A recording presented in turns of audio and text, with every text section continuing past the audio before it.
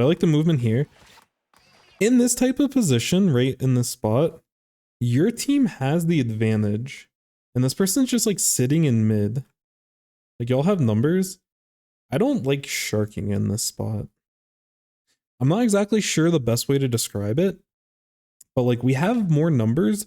We can get more of a paint advantage in this spot. You can still focus your attention on this person, but just like start painting. You know, if you want to cut off their paint, hit the stack, hit over this ledge, or like probably focus mid before you focus that left ledge. But I just want you to be painting more than just like sitting. Like you're more focused on the splat and less about the game as a whole.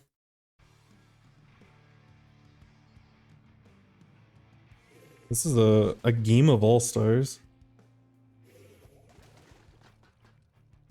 A lot of comp players here. So it should be a very interesting game. I don't know if there's an appropriate term for it. Sometimes people refer to it as like paint positive and paint negative. These weapons, I would say they're definitely like paint positive. And this thing's like super paint negative. This thing is sharking a lot of times. And we'll throw burst bombs to paint occasionally so that they can reposition. But carbon is a lot more like patient play, and you need to feed it paint in order for it to be able to survive, in order for it to be able to, you know, maneuver around the map and everything. So yeah, in order to like let them in, we want to make sure that we're painting, but we can also use fizzy bombs like aggressively to give them trails of paint to look to move forward. It's not this. This is us.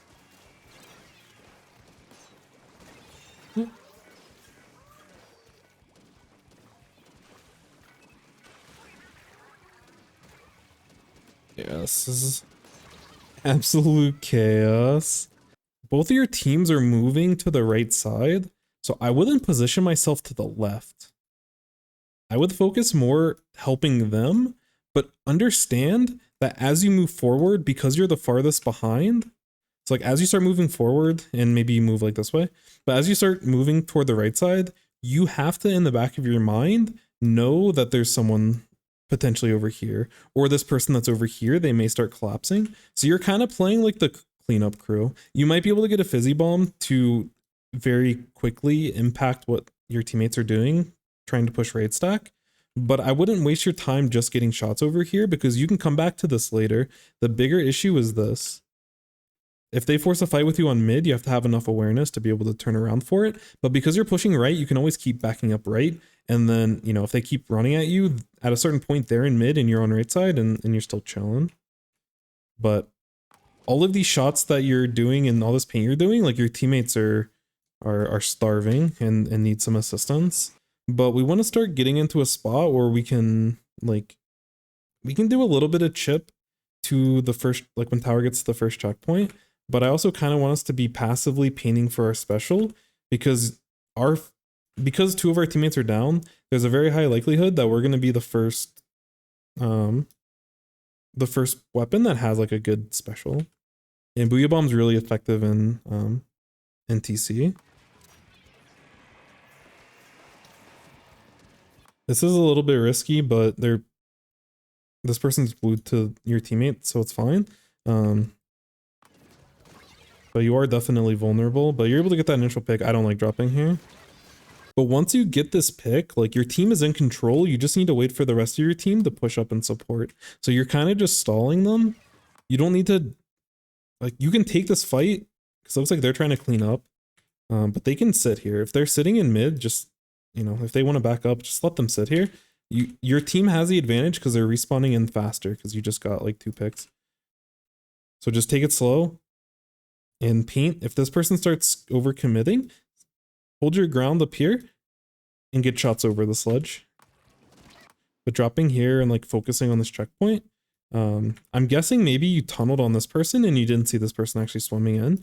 But regardless, your sword is already dropped. And realistically, their next move is to flank behind this and stop tower. And with the timing of the checkpoint, they should be able to stop it with the checkpoint in its position. You could throw a fizzy bomb from up here and like do a little bit of chip and give a little bit of extra paint to make the sword's life a little bit easier. But even if this person isn't swimming up from this direction, I still don't like dropping here. There's too much enemy paint, and we still have to wait for our teammates to come in. Otherwise, this could go badly.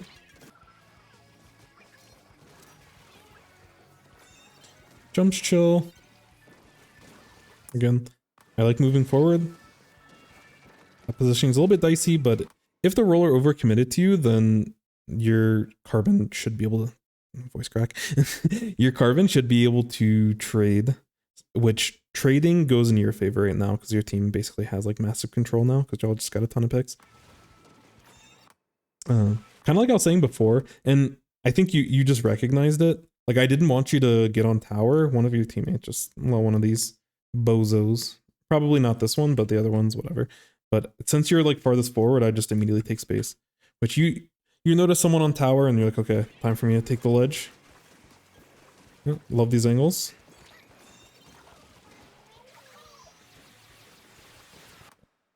I'm not sure. I know you're not here. I'm interested in why you actually Booyah Bomb here.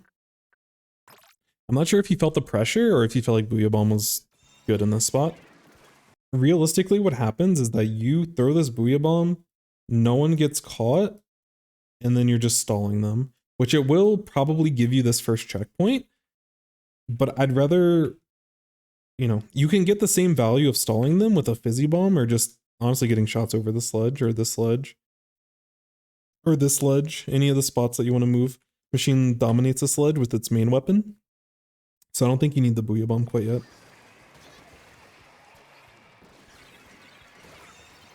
Especially with both teammates going for it, but I don't know. I think the enemy team, I don't know why the enemy team played as aggressively as they did. I think it was a misplay on both sides, TBH, but y'all do get an advantage. Like you played with the Booyah Bomb well, I just don't think you needed it. But like both your teammates went, like you and the other machine went for the Booyah, so I guess it ended up working out.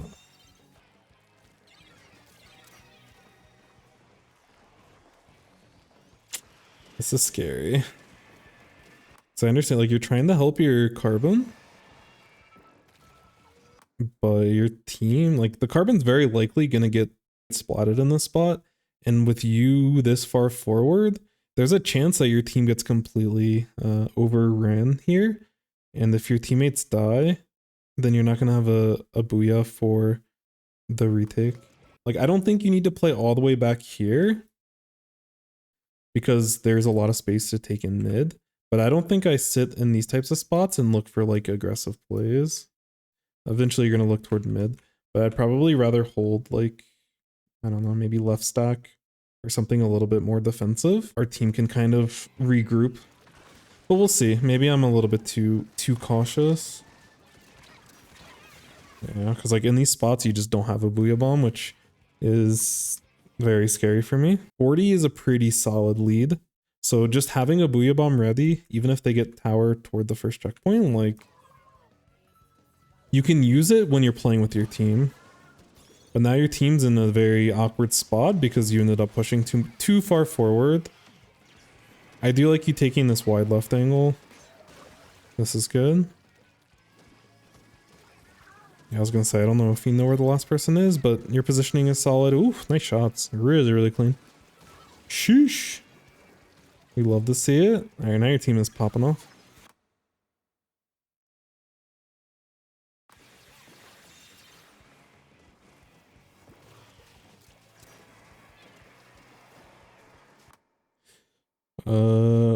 We had a really good push ready to go, and we wasted one of our really important resources in a 4v1. I like this, and then maybe you almost get spotted here, but I like the movement here. In this type of position, right in this spot, your team has the advantage, and this person's just like sitting in mid. Like y'all have numbers. I don't like sharking in this spot. I'm not exactly sure the best way to describe it, but like we have more numbers. We can get more of a paint advantage in this spot. You can still focus your attention on this person, but just like start painting. You know, if you want to cut off their paint, hit the stack, hit over this ledge, or like probably focus mid before you focus that left ledge. But I just want you to be painting more than just like sitting. Like you're more focused on the splat and less about the game as a whole. Because again, your teammate was there with you. And you should never take this type of fight by yourself. Even if your team wasn't here, I wouldn't take this fight by myself, so. It seems like a minor thing, but it's actually more important than you may think. But I have a hard time giving a proper name for that. But I think it's just like your team has an advantage, just keep painting. Keep an eye on them, but just keep painting. But we go back to this, like this is like the exact same issue. And the reason I'm pointing it out is because it almost, like it seems like it's kind of becoming a pattern. Both when you dropped off ledge, trying to get to the tower, and these last two plays right here, it's like you have a teammate here, there's a roller, like you don't, I like this shot, I like this shot, I don't like that you're moving forward. There's no reason for you to have to move forward here. Just stay out of their range, stay out of roller range, and just keep shooting the tower. Which again, in the spot that your team's in, it's inconsequential realistically, but in other spots, this could be an issue. And there's a lot of times where you take aggressive 1v1s when you have a teammate very specifically with you. Like you're not getting punished now, but it could cost you later on. Like you almost lost the lead when you dropped off of your plat instead of being more responsible. You clutched it, so, you know, definitely good stuff. But there's 3 times where it's just like unnecessary risk. They are 2 down, so maybe we can fight right. But I really want to have a Booyah Bomb in this type of situation. And the tower is going to end up crossing from mid to the left side. So if you get into a position on left, you're also fine. But because you have numbers advantage, I'm also okay with you pushing forward. I just don't want you to get in a spot where your team clumps up and then everyone dies and then you lose. Now I'm... That's a very fortunate pick. At this point, I'm not doing any of this. It's scary. It works out. I don't think this plays bad. This is really good. I get off tower, but if your teammate wants to push, then that's fine.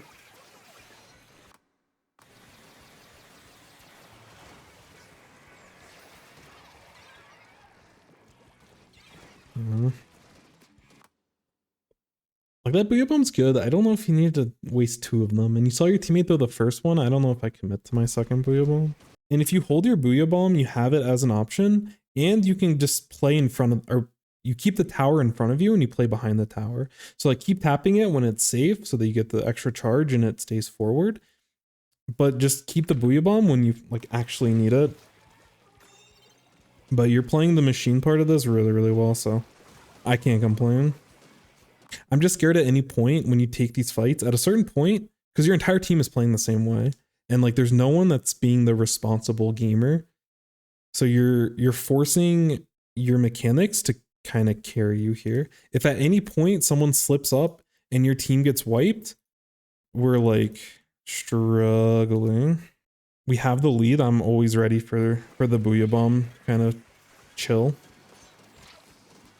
But like your movement, like your machine play here is like super, super good.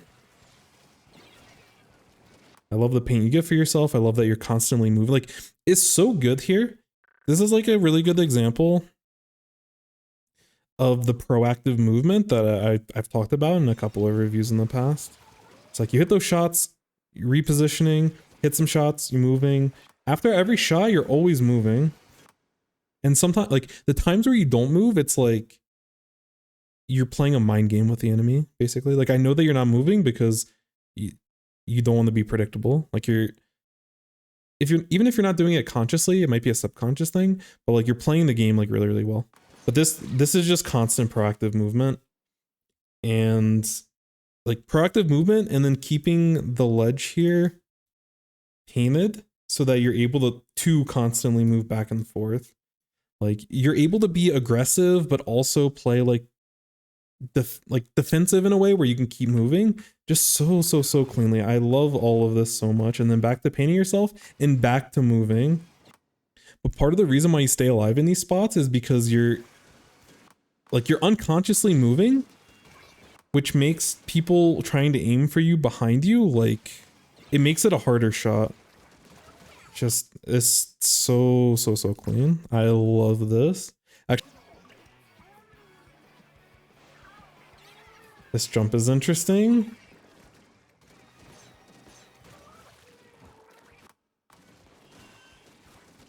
The jump is really good because your teammate, or your carbon got a pick. If your carbon gets picked and your jump gets camped, the team now has an opportunity to win. I think you're still okay because you can paint your base, but yeah, that was a good game. Your machine play is so good. So good. I don't think so. I want to critique some of your decision making. It's not necessarily it's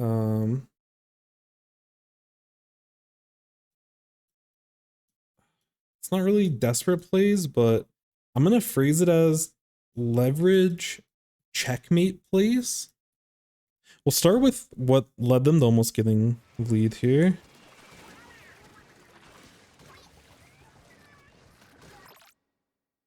Which this is a little bit different, and this kind of goes into the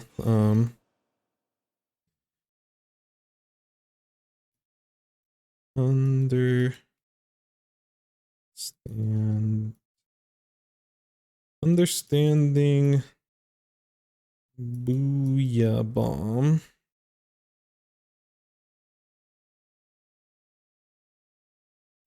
These are going to be the two things, because otherwise I think you played this really, really well.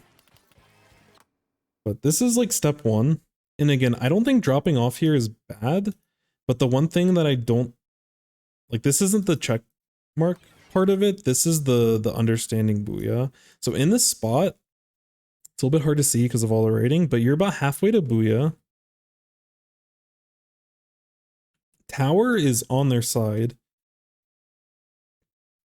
You should always, like, there should be something in your head that says, I'm going to make it a point for my team that I will, especially since your other Booyah option is down, you have to be the responsible one. And there has to be the statement of, no matter what happens, no matter how I play it, I need to have a Booyah ready for this push. The way that you leverage what the carbon is doing is by painting.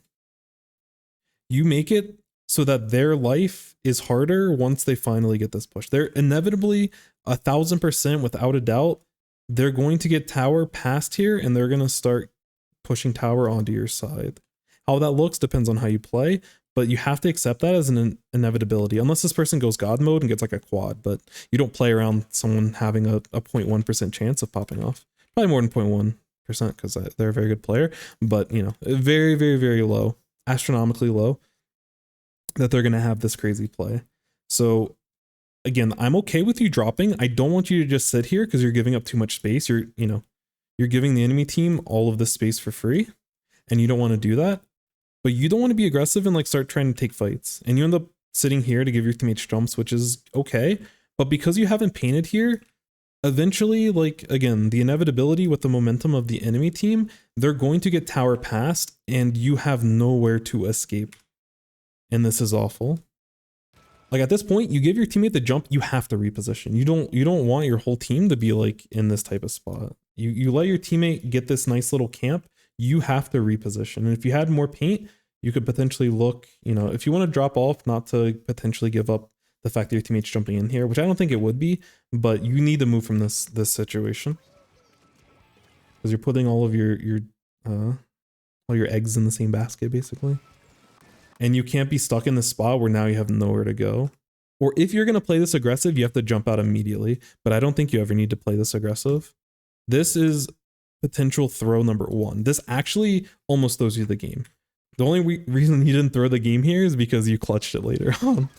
But this is awful. In a competitive environment, you just threw the game for your team. Is like, whether you hit your shots or not, it doesn't matter, because between you and however many teammates are with you, you all can still play it really poorly, but there's still no, like, you, as poorly as you can play it, as long as you position properly, there's no way that either of you ever get splatted in those scenarios. But yeah, 25-6, yeah, that was a sick game.